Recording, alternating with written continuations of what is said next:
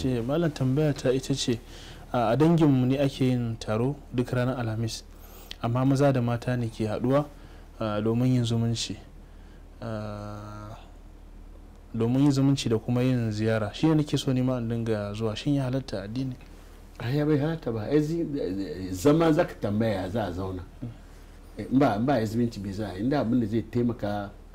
fahimtar juna da taimaka juna da nasiya yara masu san juna yanzu za a ga mutum da shakiki sa yarsa ba san juna ba wani ba daidai ba ne amma ringa taro yara su san juna hada zumunci amma wajen taron kuma ba kowa ne muharrami mai zama na maza daban mata daban saboda kowa ne ba zai yi zama muharrami ba ya zama na tsara ya zama wanda zai amfana ba laifi ba ne sau mata sun zama suna da hijabi maza kuma suna daban tattauna ba laifi yanzu nan in an yi wasa da zancen dangi ce ga mutum da shakiki sa yayansu ba sai su ba mutum da dan wansa bai sai ya dan wansa ba wannan ba daidai ba ne saboda kawai na ya halatta je amma kare ya zama wuri kuma wajen yi da mutane da surutu da zagi mutane da ci mutunci da rashin hankali